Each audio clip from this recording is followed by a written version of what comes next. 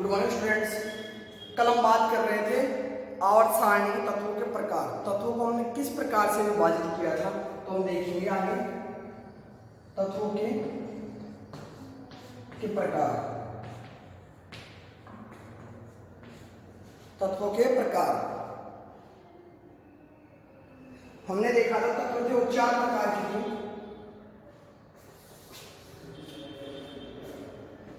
S block तत्व, S block के तत्व, पी ब्लॉक के तत्व, डी ब्लॉक के तत्व और एफ ब्लॉक के तत्व। 4 प्रकार में बांटा था हमने, S block, P block, D block और एफ ब्लॉक। हमने देखा था ये जो एस ब्लॉक के तत्व होते हैं वो कौन से ग्रुप आते हैं, वर्ग आते हैं इसमें समूह। एक तो पहला आता है, दूसरा ग्रुप आता है। ये क्या है, वर्ग है। ठीक है। अब देखिए पहले वर्ग को हम बोलते हैं क्षारीय मृदा धातु। क्षारीय धातु क्या बोलते हैं इसको, क्षारीय धातु। इसमें जितने भी तत्व आते हैं, जैसे आपको बता दूं हाइड्रोजन, लिथियम, सोडियम, ये जितने भी तत्व आते हैं वो कैसे होते हैं, क्षारीय धातु होते हैं। जबकि इसको हम बोलते हैं क्षारीय मृदा धातु।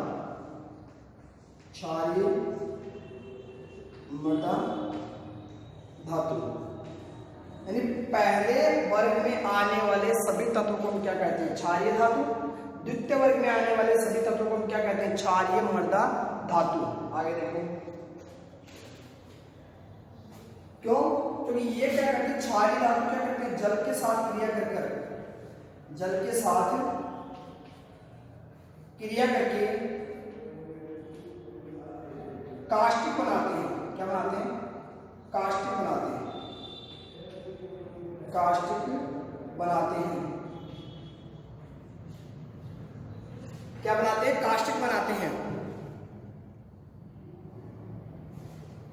काष्ठिक बनाते हैं।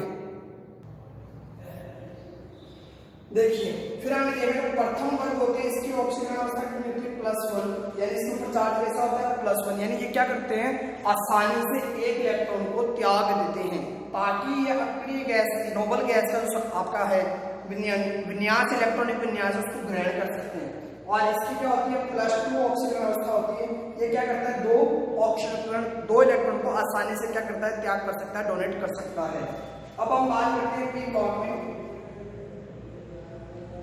पी ब्लॉक को हमने देखा था कि हमने 6 भाग में देखा था। इसको कितने, कहां से स्टार्ट होते हैं, 13 से स्टार्ट होते हैं। 13, 14, 15, 16, 17 और 18 ये ग्रुप किसमें आते हैं, पी ब्लॉक के अंदर आते हैं। मतलब ये वर्ग किसमें आते हैं, 13, 14, 15, 16, 17, 18 वर्ग पी ब्लॉक के अंदर आते हैं।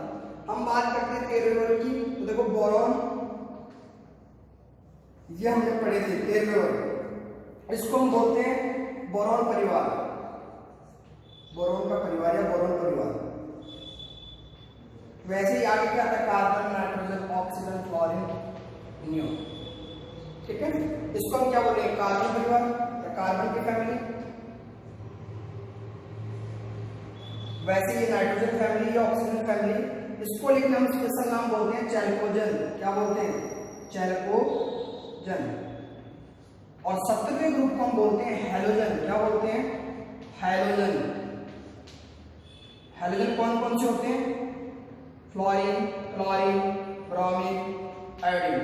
और ये हमारी क्या है, उत्कृष्ट गैसें, उत्कृष्ट गैसें। तो हमने देखा पी ब्लॉक होते हैं, उसमें 6 वर्ग आते हैं। कौन कौन से, 13, 14, 15, 16, 17 और 18। इसमें अलग अलग आते हैं। 13वें ग्रुप में बोरॉन की फैमिली आती है, 14 में कार्बन की, 15 में नाइट्रोजन की, 16 में चैल्कोजन और 17 में हाइड्रोजन और लास्ट में उत्कृष्ट गैसें। अब इनका इलेक्ट्रॉनिक विन्यास भी यही देख लेते हैं। मैं इनको बता देता हूँ, यहाँ पे 2 नामों को आपको याद रखना है। इसका जो बाह्य इलेक्ट्रॉनिक विन्यास होता है वो होता है NH2Np1। 13वें ग्रुप का क्या होता है, NH2Np1। इसका होता है NH2Np2 और इसका हो जाएगा NH2Np3। 16 का यहाँ लिख रहा हूँ, NH2Np3 की बजाय NP4, NH2Np5 और इसका क्या होता है NH2Np6। अगर आप देखते हो तो उत्कृष्ट गैस के बाह्यतम कोश में कितने इलेक्ट्रॉन होते हैं? 8। जैसे मैं एक एग्जांपल दे देता हूँ, बोरोन हमें पता है कितने पर आता है? 5 पर। तो इसका फॉर्मूला क्या होगा? 1s2 2s2 2p1। तो यही तो मैंने कहा NH2 NP1 क्या होते हैं? इसके आउटरमोस्ट शेल में इलेक्ट्रॉन होते हैं। इसी के आधार पर क्या करते हैं? ब्लॉक में डिवाइड किया। ब्लॉक कैसे पता करते हैं? यदि आने वाला अंतिम इलेक्ट्रॉन यदि S ब्लॉक में जाता है तो वो क्या कहलाते हैं? S ब्लॉक एलिमेंट के तत्व कहलाते हैं। यदि P ब्लॉक में अगर वो जाता है तो क्या कहलाते हैं? P ब्लॉक B में जाता है तो P ब्लॉक और F में जाता है तो F ब्लॉक। ये किससे डिसाइड होता है वो किस ब्लॉक का तत्व है? उसका अंतिम इलेक्ट्रॉन किस कक्षा में जाता है या किस कक्षक में जाता है, उसके अकॉर्डिंग हम डिवाइड कर लेते हैं कि वो S ब्लॉक में होगा, P ब्लॉक में होगा, D ब्लॉक में होगा। ये हमने देख लिया P ब्लॉक। फिर हम देखते हैं आगे। और वैसे मैंने जनरल फॉर्मूला आपको इसका बताया था, क्या होता है? NH2 NP126। ये मैंने आपको जनरल फॉर्मूला बता दिया था कल। अब हम बात करते हैं डी ब्लॉक की। तो मैं ये यहां से एक बार बता देता हूं इसको। हम चलते हैं डी ब्लॉक।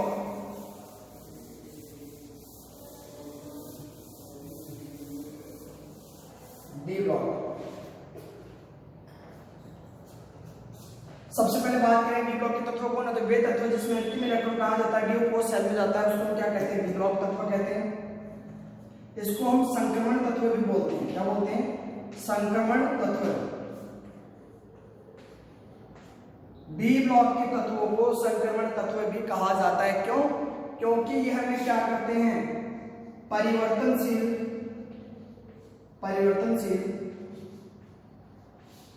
संयोजकता प्रदर्शित करते हैं। संयोजकता प्रदर्शित करते हैं, परिवर्तनशील संयोजकता प्रदर्शित करते हैं, या फिर मैं कह दूं कि परिवर्तनशील ऑक्सीकरण अवस्था प्रदर्शित करते हैं। यहां लिख सकते हो आप, ऑक्सीकरण अवस्था को शॉर्ट में लिखता हूं OS, प्रदर्शित करते हैं। इसलिए इन्हें क्या कहते हैं? संक्रमण तत्व कहते हैं। जैसे हमने देखा था Fe देखा था, Fe+2 भी हो सकता है, Fe+3 भी हो सकता है। तो ये क्या कर रहे हैं? परिवर्तनशील ऑक्सीकरण अवस्था प्रदर्शित कर रहे हैं। तो ये कैसे तत्व होते हैं? संक्रमण तत्व होते हैं, संक्रमण तत्व भी कहलाते हैं। और देखिए डी ब्लॉक में, डी ब्लॉक के सभी तत्व कैसे होते हैं? धातु होती है। डी ब्लॉक में सब क्या आते हैं?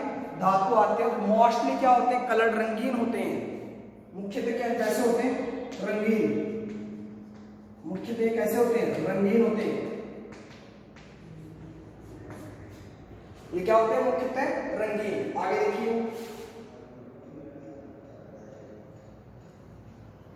अब देखिए आगे हमने कह दिया ये संक्रमण तत्व कहलाते हैं कि जिंक, कैडमियम और Hb ये तीनों संक्रमण तत्व नहीं कहलाते, जबकि डी ब्लॉक के तत्व है। क्यों? क्योंकि इनके जो बाह्यतम कोश है वो कैसे होते हैं? पूर्णतः भरे होते हैं। कैसे होते हैं? इनके जो कक्षक होते हैं वो कैसे होते हैं? पूर्णतः भरे होते हैं, भरे होते हैं। जैसे मैंने एग्जांपल देता हूं आपको जिंक का। जिंक आता है 30 पर, तो हम लिखते हैं 1s2 2s2 2p6 3s2 3p6 4s2। ठीक है, कितना हो गया? 3d10। अगर आप देख लो इसके बाह्यतम कक्षक पूर्णतः भरे होते हैं। आपका 4s क्या था? इसका बाह्यतम कक्षक का आप देखते हैं पूर्णतः भरा होता है। इस कारण ये क्या नहीं होते? संक्रमण तत्व नहीं होते, क्योंकि यदि खाली ही नहीं होंगे तो कैसे तो इलेक्ट्रॉन को ग्रहण करेंगे और कैसे इलेक्ट्रॉन को त्यागेंगे? क्योंकि ऑलरेडी वो कैसे हैं? पूर्णतः भरे हुए हैं। तो जिंक, कैडमियम, Hg क्या नहीं होते?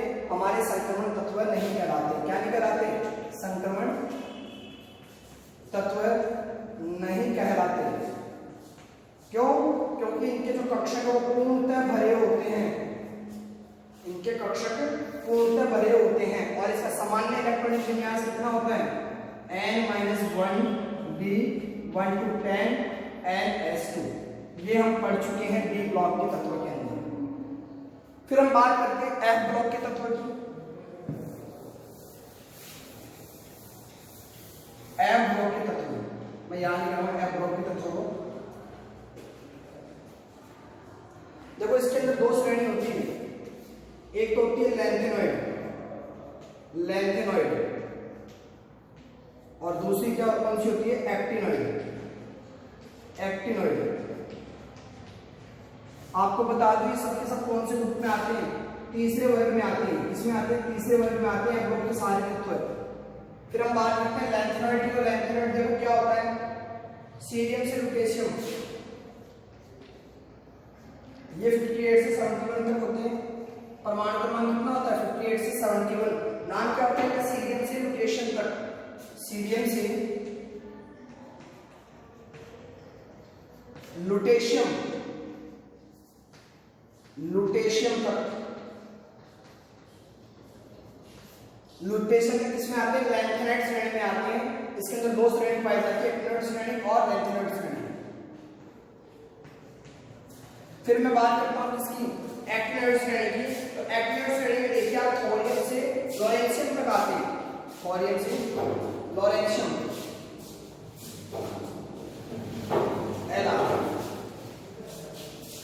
थोरियम से लॉरेंशियम तक आते हैं। इसका परमाणु क्रमांक होता है आपके 103। ये क्या होता है? थोरियम। कहां से कहां तक आता है? Lawrencium, lawrencium.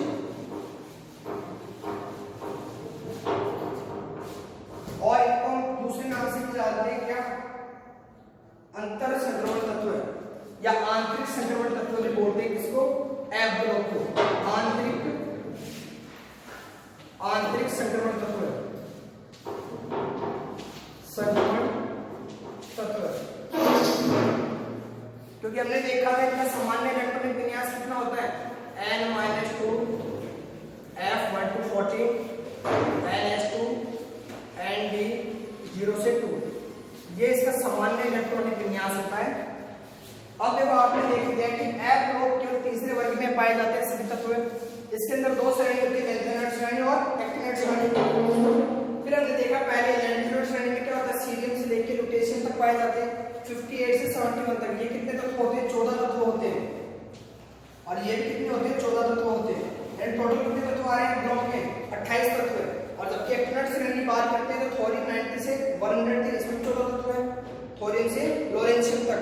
ये थे हमारे ब्लॉक के तत्व। एक चीज और ध्यान में रखना, यूरेनियम के बाद आने वाले सभी तत्व है, यूरेनियम वो आपके एक्टिनोइड श्रेणी में आता है। यूरेनियम के बाद आने वाले सभी तत्व है, के बाद आने वाले सभी तत्व परा यूरेनियम तत्व कहलाते हैं। परा यूरेनियम तत्व कहलाते हैं, परा यूरेनियम तत्व कहलाते हैं।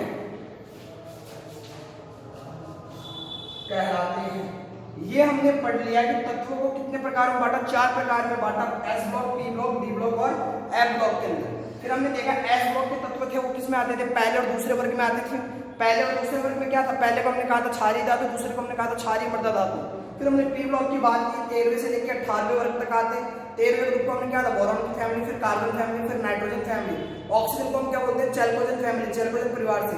तो 17 वाले ग्रुप को हम क्या बोलते हैं? हैलोजन बोलते हैं। और 18 वाले ग्रुप को क्या बोलते हैं? उत्कृष्ट गैसें बोलते हैं। फिर मैंने उनका सामान्य इलेक्ट्रॉनिक विन्यास बताया था आपको। फिर हम आए थे डी ब्लॉक में। डी ब्लॉक होता है आपके तीसरे वर्ग से लेके 12वें वर्ग तक। फिर इसमें हमने देखा था इनको क्या बोलते हैं? संक्रमण तत्व भी बोलते हैं। क्यों? क्योंकि इनमें परिवर्तनशील संयोजकता प्रदर्शित करते हैं। इनकी जो संयोजकता होती है, इनकी ऑक्सीजन अवस्था होती है, वो कैसी रहती है? परिवर्तित होती रहती है, जिस कारण इसको हम बोलते हैं संक्रमण तत्व है। जबकि इसमें जिंक, कैडमियम और एंजिक के संक्रमण तत्व नहीं थे, जबकि वो डी ब्लॉक के तत्व हैं। क्यों नहीं थे? क्योंकि उनके जो बाह्यतम कक्षक होते हैं वो पूर्णतः भरे होते हैं, इस कारण वो क्या नहीं करते? संक्रमण तत्व नहीं होते। फिर हमने देखा था यहाँ पे एफ ब्लॉक में हमने देखा था इनको हमने क्या कहा? आंतरिक संक्रमण तत्व का है। इनका सामान्य इलेक्ट्रॉनिक विन्यास ये होता है। फिर हमने देखा इसे दो श्रेणी पाई जाती है, लैंथेनाइड श्रेणी और एक्टिनोइड श्रेणी। लैंथेनाइड श्रेणी में क्या होता है? सीरियम से लुटेशियम तक पाया जाता है, जिसका परमाणु क्रमांक कितना होता है? 58 से 71 तक। 14 तत्व आते हैं इसके बीच में इसमें। फिर हमने बात की एक्टिनोइड श्रेणी में, उसमें थोरियम से लेके लॉरेंशियम तक पाया जाता है, 90 से 103 तक। तो इसमें कितने? तो 14 तत्व होते हैं। फिर हमने कहा कि यूरेनियम के बाद आने वाले सभी तत्व क्या कहलाते हैं? परा यूरेनियम तत्व कहलाते हैं। ये हमने पढ़ लिया आधुनिक आवर्त सारणी का, पर उसमें तत्व किस प्रकार से हमने उनको बांटा है ब्लॉकों के अंदर, वो हमने डिस्क्राइब कर दिया। फिर आगे देखिए,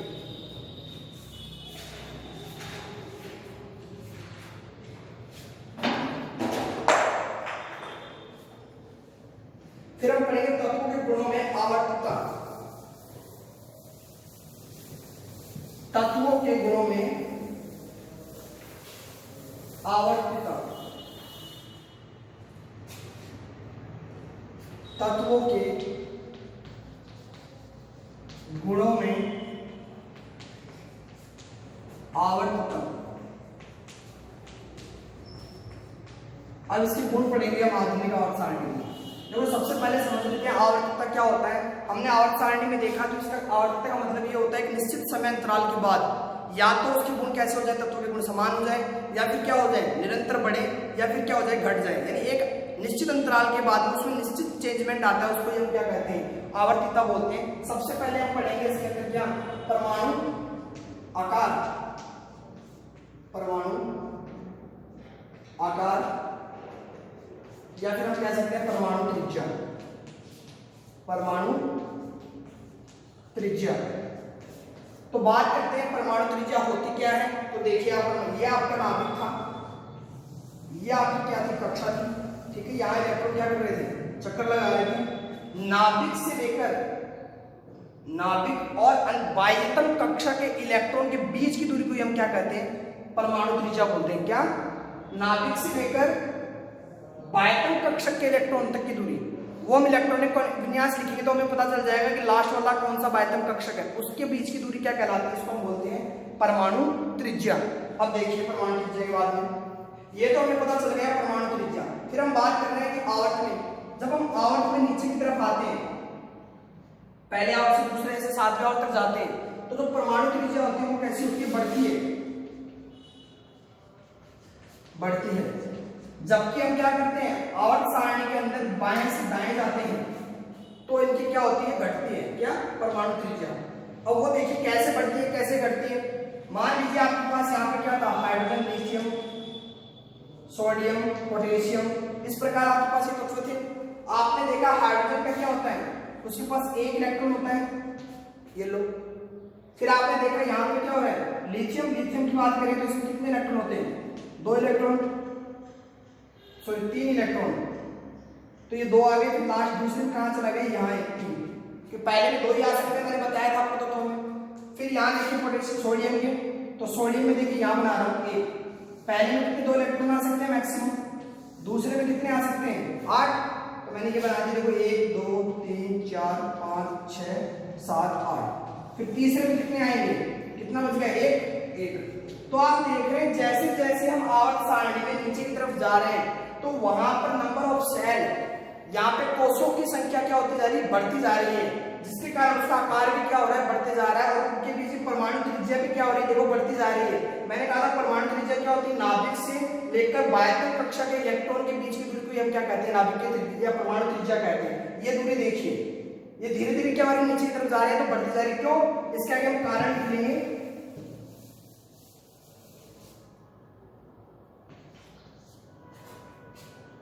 कोषों की संख्या बढ़ने के कारण, कोषों की संख्या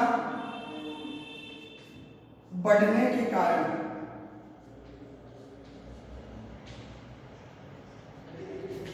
कोषों की संख्या बढ़ने के कारण की परमाणु त्रिज्या क्या हो रही है, आवर्त में नीचे जाने पर बढ़ती जा रही है। अब बात करते हैं जब दाएं से बाएं जाएगा तो क्यों बढ़ रही है। तो देखिए आपके पास यहाँ हाइड्रोजन था, मैं यहाँ से हाइड्रोजन के ऊपर छोड़ देता हूँ, यहाँ देता हूँ लिथियम, बेरिलियम, बोरॉन, कार्बन, इस प्रकार चलते हैं। और अब देखिए लिथियम का आपने देख लिया, देखिए यहाँ पे, तो मैं यहाँ लिख देता हूँ, नीचे जाने पे तो क्या हो रहा है, साइज बढ़ती जा रही है। अब देखिए यहाँ पे लिथियम के लिए, ये आपका लिथियम था, ये 1 इलेक्ट्रॉन और ये 2 इलेक्ट्रॉन। फिर मैं बेरिलियम की बात करता हूँ, देखो बेरिलियम आता है आपके 4 नंबर पर, परमाणु क्रमांक कितना होता है, 4 होता है। फिर मैं लिखा 1 2 3 4। अब ये आप देखो यहाँ कोषों की संख्या थोड़ी बढ़ रही है, जैसे हम बाएं से दाएं जा रहे हैं, यहाँ कोषों की संख्या तो क्या उतनी की उतनी है, क्योंकि हम बात कर रहे हैं कि नाभिकों की जो परमाणु त्रिज्या वो तो क्या हो रही है, लगभग बराबर हो रही है। अगर हम देखें बाह्यतम कोष इसके बराबर हो रही है, लेकिन हम क्या कहते हैं, घट रही है। क्यों कहते हैं, देखिए जैसे जैसे यहाँ पर क्या होगा, जैसे जैसे यहाँ पे इलेक्ट्रॉन बढ़ते जाएंगे बाहर, तो यहाँ पे बीच के अंदर क्या होता है, परमाणु का प्रोटॉन की संख्या बढ़ती जाएगी। भाई यहाँ पे प्रोटॉन कितने थे, लिथियम की बात करें तो 3 पे आता, मान लीजिए इसमें 3 थे और ये 3 इलेक्ट्रॉनों को अपनी तरफ आकर्षित कर रहा था, ठीक है।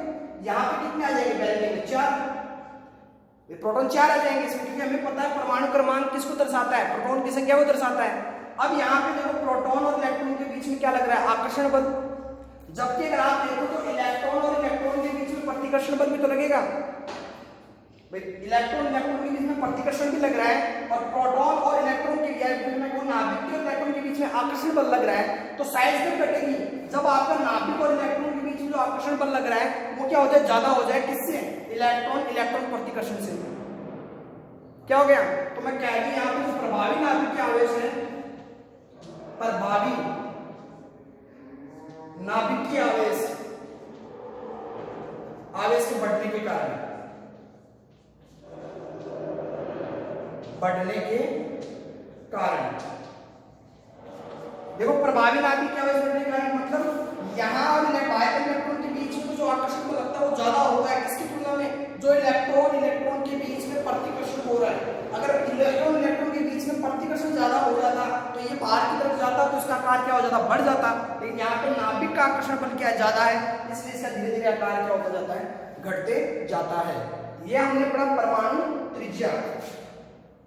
अब हम बात करते हैं, तो आप यहां लिख भी सकते हैं नाभिकीय आवेश,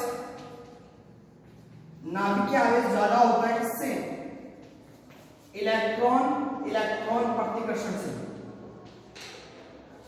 जिसके कारण इसका आकार क्या हो रहा है, घटते जा रहा है। तो हमने पहला गुण पढ़ लिया, परमाणु आकार या परमाणु त्रिज्या। मैंने बताया परमाणु त्रिज्या क्या होती है, नाभिक की बाह्यतम कक्षा के इलेक्ट्रॉन के बीच की दूरी को हमने क्या कहा है, परमाणु त्रिज्या कहा है। और जैसे जैसे परमाणु त्रिज्या बढ़ेगी तो हम कह देंगे उसका परमाणु आकार भी क्या होगा, बढ़ता जाएगा। यदि परमाणु त्रिज्या कम है तो उसका परमाणु आकार भी क्या हो जाएगा, घटता जाएगा। आज हमने पढ़ लिया पहला गुण परमाणु त्रिज्या, बाकी हम करेंगे नेक्स्ट क्लास में। आज के लिए इतना ही, थैंक यू।